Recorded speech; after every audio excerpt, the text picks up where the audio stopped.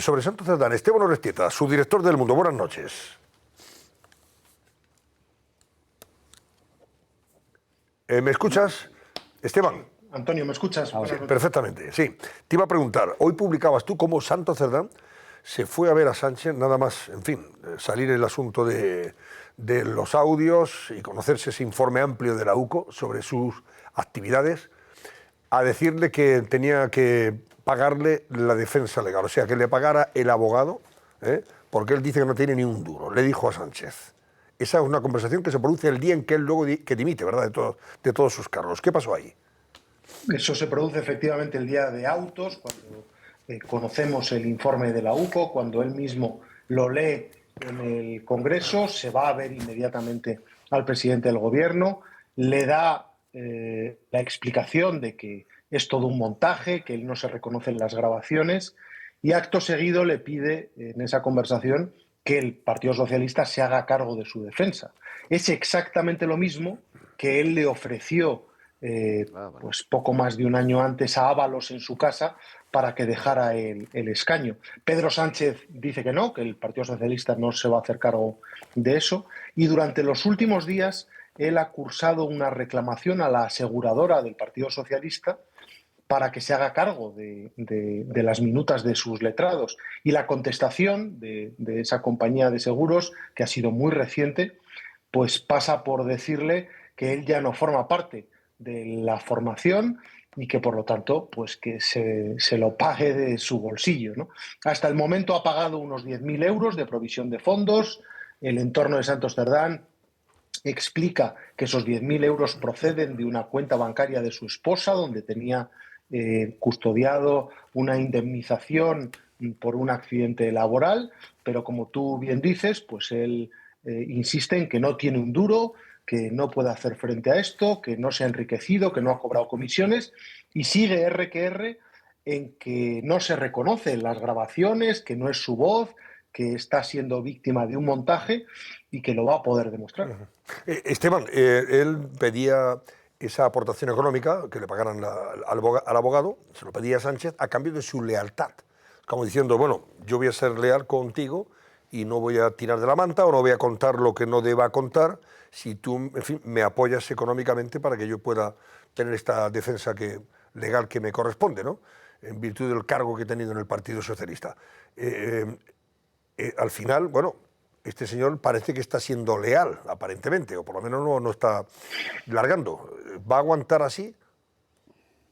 Bueno, vamos a ver, yo establezco una similitud con el caso de Ábalos. También Santos Cerdán, cuando Ábalos se negó a dejar el escaño, acudió a su casa de Rivas Vacia Madrid, le dijo que el partido se hacía cargo de su defensa, que le pagaba a todos los abogados, le ofrecía tertulias televisivas, un contrato en una consultora de la órbita del partido, y todo a cambio de su lealtad, de un pacto de silencio para que no arremetiera contra el partido. Ábalos se negó a entregar el escaño, dijo que de otra manera quedaría indefenso, y de hecho, pues si Ábalos hubiera entregado el escaño, como ha hecho Santos Cerdán, seguramente estaría en prisión en estos momentos. Y efectivamente, pues el pacto consistía en eso. Me pagáis los abogados y oye, y aquí paz y después gloria. Sánchez se negó, y vamos a ver cómo se lo toma ahora Cerdán. Lo que dice su entorno al Mundo es que, en palabras textuales, que el presidente del gobierno y que el partido se la ha acogido con papel de fumar en este asunto, que lo ha acogido, en fin, desde luego con cierta contrariedad y con disgusto, y vamos a ver cómo evolucionan las próximas semanas y los próximos meses, porque una vez que la Sala del Supremo ha confirmado la prisión de Santos Cerdán, pues es previsible que siga encarcelado durante unos cuantos meses, ¿no? Ahora, ¿cómo se compadece el hecho de que él diga que no tiene un duro, pero sin embargo la investigación judicial lo que sugiere, lo que dice o indica, precisamente es todo lo contrario? Es un señor que está al frente de esa organización criminal y que él era el que estaba, en fin, disponiendo de todas las mordidas y comisiones que se cobraban, y él lo dirigía todo ese operativo. Bueno, el Supremo ya ha dicho que no se cree a Cerdán. Claro, y además cantidades el auto del Supremo precisamente habla de cantidades enormes, no sé cuál es la palabra que emplea, ahora no Sí, recuerdo. cuantiosas, ¿no? Sustanciosa, efectivamente, Sí, de dinero. sí, habla de, efectivamente, en cantidades cuantiosas, llega a cuantificar en algún momento en unos 5 millones de Sí. euros las posibles mordidas. Y no solo eso, no se cree que no tenga un duro y no se cree que el contrato secreto que firmó con la constructora navarra Servinavar, pues que fuera algo que no tuviera efecto. Y dice el Tribunal Supremo que Santos Cerdán, se ponga como se ponga y con ese documento sobre la mesa, es socio de Anchón Alonso y propietario o copropietario de una empresa que se ha llevado unos 90 millones en contratos públicos. Ahora, que Santos Cerdán sigue en esa línea, en intentar demostrar que él es un hombre austero, como dijo Pedro Sánchez, que le hizo ver que tenía una vida muy austera y demás, hasta el punto, y lo contamos hoy en El Mundo, de que está recopilando para su defensa pues los tickets, por ejemplo, los gastos de su último veraneo el año pasado. Entonces, entre otros recibos, él está recopilando los tickets de la piscina municipal de su pueblo en Navarra, donde dice que acudió para acreditar que no hay ningún signo externo de riqueza, que no ha disfrutado de ningún lujo y que si hubiera cobrado comisiones, pues que esa riqueza pues hubiera dejado algún tipo de rastro. Insisto, el Supremo no se lo cree, Santos Cerdán sigue en prisión y vamos a ver qué nos depara en los próximos meses. Esteban, enhorabuena otra vez también de nuevo, y yo quería comentarte algo que me parece que hemos visto a lo largo de la historia de la corrupción en España y que es lo que viene a poner de manifiesto lo que tú cuentas también hoy, ¿no? Normalmente en las tramas de organización criminal cuesta mucho aflorar el dinero, porque si estamos hablando de corrupción y de entramados, de cobros, de mordidas y de comisiones ilegales, el que disfruta de esas mordidas, o en el caso de Santos Cerdán, que dice el Tribunal Supremo, el juez Puente, y además así lo ha ratificado la Sala, el carácter directivo que tendría Cerdán, incluso repartiendo todas esas mordidas. Claro, Cerdán, ¿cómo va a decir, no, yo tengo tantos millones en una cuenta? Él tiene que hacerse pasar por pobre porque no puede aflorar. Si hubiera cobrado, él no puede aflorar todo ese dinero, lo tiene muy complicado. Y de hecho, cuando dice el Supremo que tiene todavía muchas cosas por descubrir, incluso cuentas corrientes, que están viendo 500 cuentas, quiero decir que a mí me da la sensación de que el problema principal es que él no puede aflorar su dinero si tuviera dinero procedente de la trama delictiva, ¿no? Por eso tiene que ir de pobre, hablar de tickets de piscina, que a lo mejor se lo han dado a él o a su cuñada, no lo sabemos, vamos.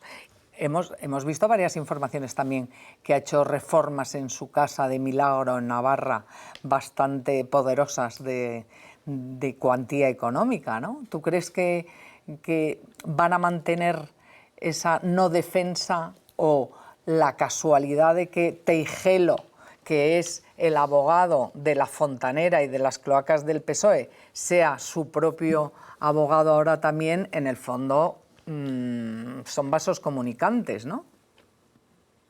Bueno, buenas noches, Isabel. Yo cuando estudiaba periodismo leí algunos de tus libros sobre los grandes escándalos del felipismo y yo creo que el guión de esta historia pues es muy similar al de aquellos casos, ¿no? Si tiene dinero y no puede acceder a él, pues es una posibilidad, desde luego. Le hemos escuchado en las grabaciones decirle a Koldo García, reñirle, diciendo, vamos a ver, Koldo, no hables tanto de eso, no hables tanto de dinero, eso se apunta en un papel y luego se rompe. Bueno, en fin, yo creo que cada cual que saque sus propias conclusiones. Hay discusiones en las grabaciones afloradas por la UCO peleándose por el dinero, ¿no?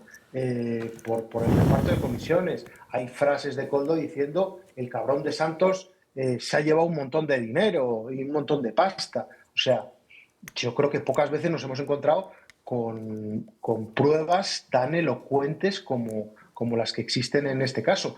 y de hecho, bueno, pues por eso al Partido Socialista y al Gobierno no le queda más remedio que soltar lastre, ¿no? Para mí es una gran incógnita cómo va a reaccionar a partir de ahora Santos Cerdán, de que el Partido Socialista haya renegado de él públicamente, de que le haya borrado de las fotos, de que haya dicho el presidente del Gobierno que es una persona en la que depositó su confianza pero que no lo merecía, que ahora le niegan el pago de los abogados.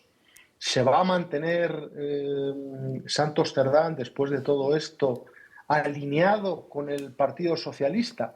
Pues volviendo a los casos que tú investigaste hace muchos años, pues en muy pocas ocasiones ha ocurrido eso, ¿no? Depende del tiempo que tenga que estar en prisión y si ve que la cosa puede ir para largo, es mi sensación.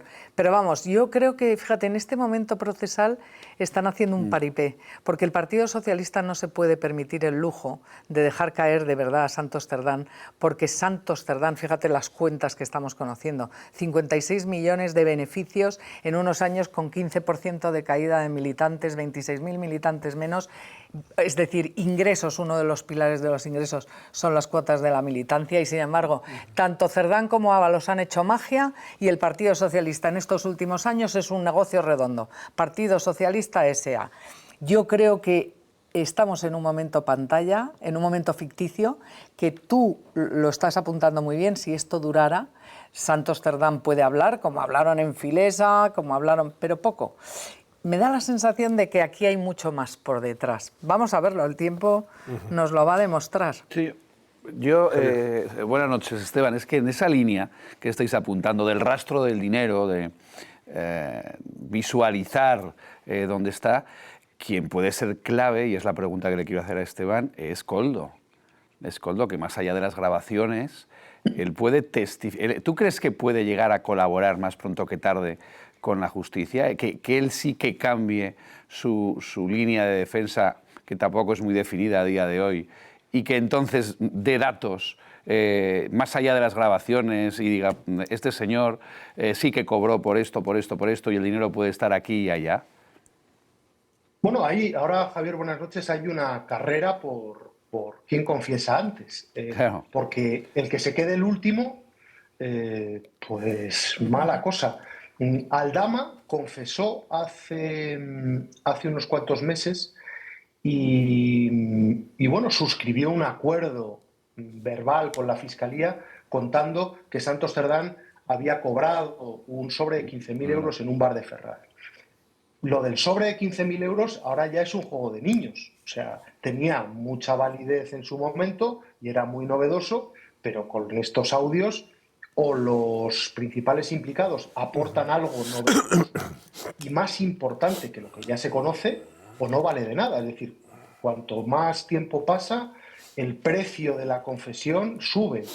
La Fiscalía ha trasladado a los abogados que se han aproximado a tantear si pueden suscribir un acuerdo, entre otros el de Ábalos, que les interesa la financiación o la posible financiación irregular del Partido Socialista. La defensa de Ábalos, por ejemplo, le ha dicho que tiene que pactar y que tiene que pactar lo antes posible para que no se le adelanten o Koldo o Cerdán. En estos momentos, Cerdán no parece que quiera suscribir un pacto, de momento. Koldo se mantiene firme, aparentemente, intentando también cuestionar la validez de las grabaciones y demás, algo muy complicado porque las grabó él mismo. Se le han intervenido grabaciones, sí, en fin, en las que aparece él mismo durmiendo a su hija, ¿no? O sea, ¿cómo va a decir a estas alturas que eso no es suyo? Por lo tanto, yo creo que, vamos, coincidiendo con lo que le han apuntado los abogados a José Luis Ábalos, cuanto más tiempo pase, peor. Cuanto más tiempo pase, más cara es la confesión. Y el que quede el último está muerto, ¿no? Oye, una cosa más, antes de despedirte, Esteban, porque hasta ahora publicáis en exclusiva en el Mundo que la Agencia Antifraude de Valencia sostiene que el comisionado del gobierno de Pedro Sánchez para la reconstrucción de los daños provocados por la DANA falsificó un título de diplomado en archivística y biblioteconomía en la Universidad de Valencia para acceder precisamente a la administración pública, y que funcionarios de la Diputación de Valencia lo validaron irregularmente, ilegalmente. Un informe del área de evaluación, comprobación e inspección de ese organismo, la Agencia Antifraude de Valencia, fechado el pasado mes de mayo, concluye, tras analizar el expediente académico de José María Ángel Batalla, que no finalizó sus estudios universitarios en la Universidad de Valencia, por lo que el título universitario que consta en su expediente personal como funcionario de la Diputación de Valencia presumiblemente es falso. No constan evidencias de que dicha titulación sea real. Subraya la investigación realizada por Antifraude a la que ha tenido acceso el mundo. Y vemos aquí, por cierto, el título: Su Majestad el Rey Juan Carlos, el Ministerio de Educación y Ciencia, don Ángel María Ángel Batalla, y le dan un título de diplomado en archivística y biblioteconomía, sección biblioteca. O sea que esto se falsificó, según la Agencia Antifraude de Valencia, y que vosotros habéis tenido acceso a esa información. Pues fíjate, la secuencia es que se interpone una denuncia ante la Agencia Antifraude de Valencia, una denuncia anónima. La Agencia Antifraude verifica el expediente académico del actual comisionado de Pedro Sánchez para la reconstrucción de la Dana, de José María Ángel Batalla, que es un histórico del Partido Socialista en Valencia y es el presidente de los socialistas valencianos en estos momentos, y acude a la Diputación de Valencia, donde este señor es funcionario, consulta su expediente y se encuentra con ese diploma, concretamente con una fotocopia de ese diploma, supuestamente expedido por la Universidad de Valencia, como diplomado en archivística y documentación. Acto seguido, evacúa una consulta antifraude al servicio de consulta de títulos y le contestan que no, que ese título no ha sido expedido jamás por la Universidad de Valencia. Por lo tanto, concluye la agencia que aparece un título falso en ese expediente, que esto es extraordinariamente grave porque ese título habría sido utilizado para conseguir un puesto de funcionario y que, por lo tanto, habría cobrado la nómina, trienios y demás durante muchísimos años de manera irregular. Acusa también a los funcionarios que validaron de manera ilegal ese título por no haber verificado suficientemente la autenticidad del mismo. Y acto seguido nos encontramos con el increíble caso de José María Ángel. Hemos hablado en El Mundo con él durante las últimas horas. Le hemos preguntado que si ese título es suyo. Él dice que no sabe nada de ese diploma, que no sabe cómo ha podido llegar a su expediente en la Diputación. Le hemos pedido, como diligencia informativa, mandarle ese documento para que él verifique si eso es suyo. Ha dicho que no quiere bajo ningún concepto que le mandemos ese documento, que no tiene nada que decir, que no quiere entrar en esa cuestión. Y acto seguido le hemos preguntado, porque hemos recopilado todos sus currículums, y cualquier coincidencia entre cada uno de sus currículums pues es mera coincidencia. Es decir, en el currículum del gobierno, es decir, en el currículum como comisionado de la Dana, dice que es diplomado en documentación por la Biblioteca Nacional. Bueno, la Biblioteca Nacional yo creo que no expide títulos académicos. O sea, no puede ser diplomado por la Biblioteca Nacional. Bueno, en su currículum en el Partido Socialista dice que tiene historia y documentación por la Universidad de Valencia. Por tanto, nos encontramos ya con dos currículums completamente diferentes. En el currículum del portal de transparencia de Valencia no aparece formación académica. Aparece su trayectoria profesional, pero la formación académica desaparece. Nos encontramos también con que ha concedido durante los últimos años entrevistas en las que se ha presentado como licenciado en Historia. Y por si fuera poco, pues nos encontramos con que en su blog personal él dice que cursó estudios de historia y de documentación. O sea, un follón tremendo. Entonces le preguntamos a José María Ángel, que ¿qué tiene? ¿Qué título académico tiene? Claro. Y la conclusión que sacamos es que no tiene ninguno, y él nos ha enviado al periódico lo que él dice que certificó ante la Diputación de Valencia. Y lo que nos encontramos en la documentación que nos ha remitido son solo cursillos en biblioteconomía y documentación. Por lo tanto, pues nos encontramos con un alto cargo que ha falseado su currículum de mil maneras y nos reconoce abiertamente que la carrera de historia tampoco la tiene terminada y que, por lo tanto, la agencia antifraude sí dice la verdad cuando concluye que solo tiene el primer curso de historia. Por lo tanto, se ha llegado a presentar como que tiene el título de historia en el currículum del PSOE, no lo tiene. Se ha presentado como diplomado en documentación, no tiene ninguna diplomatura. Es posible que la Biblioteca Nacional le haya expedido un diploma, pero eso no le convierte a uno en diplomado. Y desde luego la Universidad de Valencia ha dicho que no le ha dado ningún título a este señor. A partir de ahí, la agencia antifraude ha remitido sus conclusiones a la Diputación de Valencia y vamos a ver cómo acaba toda esta historia. Bueno, Esteban, aquí la gravedad del asunto es que no estamos solo hablando de inflar un currículum o falsear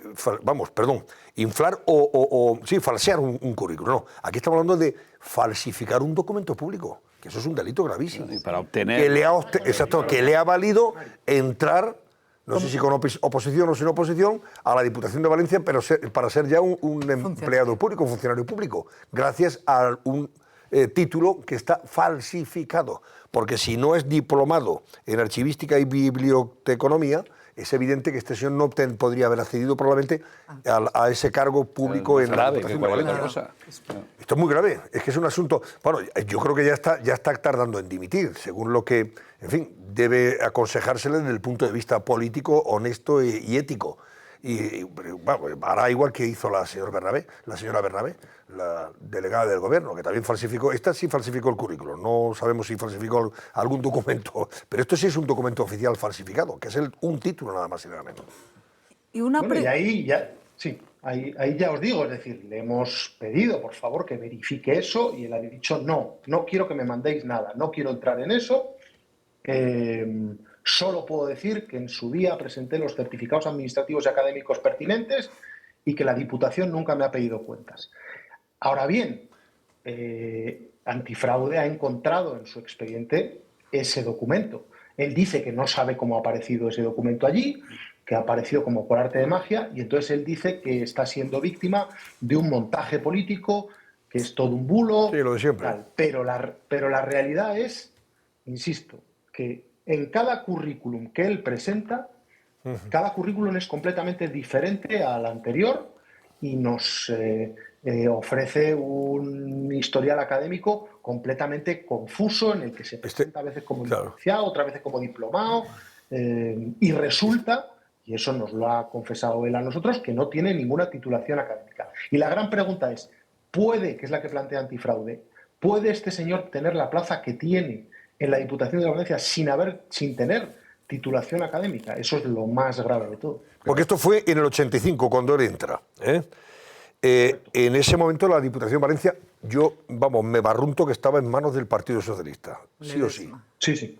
Ledesma. Fernando Ledesma, seguro. No me digan más. Uy, ¿Fernando se llamaba? No, Ledesma. Ledesma, no me acuerdo de Joan Ledesma. Joan Ledesma. Fernando era... O sea, en manos del Partido Socialista. Sí. Y en 1985 entregó él una fotocopia de una diplomatura que no acabó para acceder a un puesto en la Administración. O sea, que esto es un tema gravísimo.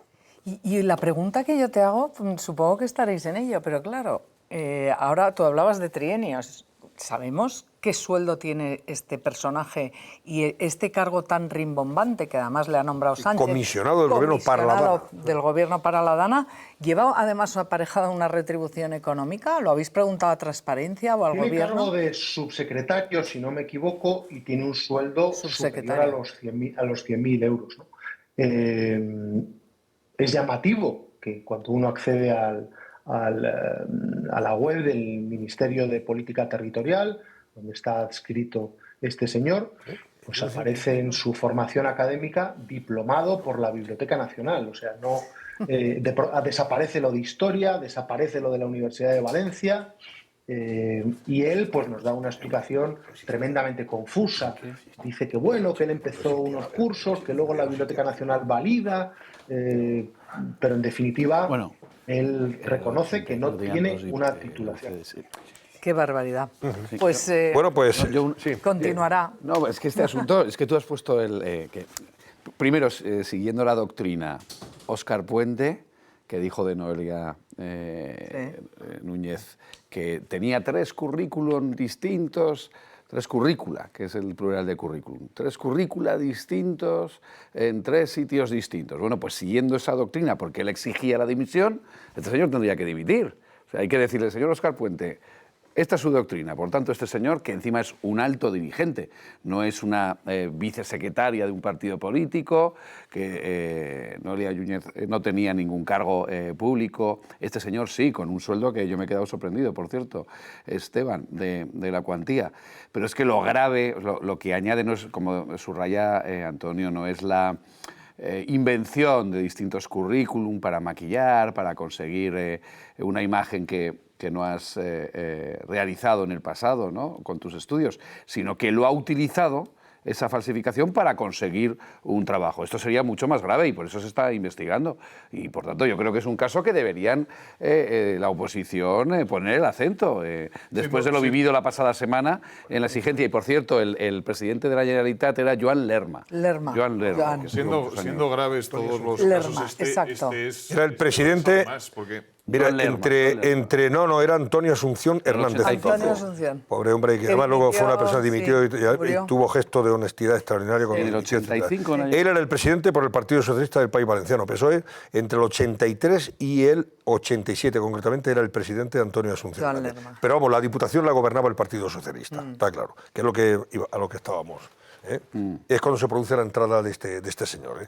Efectivamente. En la Diputación. ¿Habláis de la...? No, yo hablaba de la Generalitat, que ahí está Joan Lerma, vale. O sea que... No, pero por eso, que es que lo grave de este asunto es que se ha utilizado no una invención, sino una falsificación para conseguir un beneficio personal, profesional y de cargo público. Por tanto, esto ya pasa un límite. Pero aunque no lo pasara, siguiendo la doctrina Óscar Puente, que exigió a la vicesecretaria del Partido Popular la dimisión, porque en 3 sitios distintos, eso dijo textualmente, tenía 3 currícula distintos. Bueno, pues lo mismo de este señor, no, ha explicado muy bien. Pero si está el caso de la delegada del Gobierno, Pilar Bernabé, no ha dimitido ni va a dimitir, ya está, la pillaron con el carrito del helado.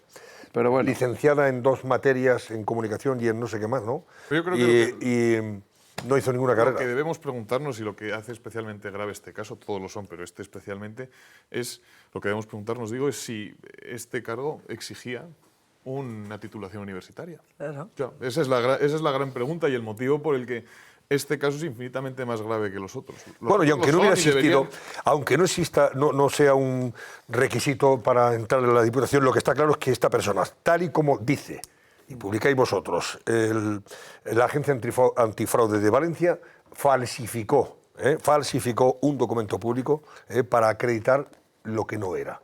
Y ahora, pues es el comisionado para la DANA, un cargo muy importante, ojo, como tú dices, que por el que percibe 100.000 euros casi como un subsecretario, más probablemente que el presidente de la Generalitat Valenciana. Bueno, pues Esteban, enhorabuena. Muy buenas noches, muchas gracias. Gracias, Esteban Orestieta, subdirector de El Mundo. Ya lo veo en la portada también de mañana. El comisionado del Gobierno para la DANA falsificó su título para convertirse en funcionario. La agencia antifraude concluye que el delegado para la reconstrucción tras la riada del Partido Socialista logró un puesto fijo en la Administración desde 1985 gracias a que presentó un diploma falso en archivística y biblioteconomía. O sea, que es un tema, no solamente inflar un currículum, sino, falsificar un documento público como un título oficial. A este paso del Ministerio de Educación. ¿No le van a dejar descansar a Sánchez? Como Les da igual, entra por un oído y le sale por otro, no te preocupes. O sea que...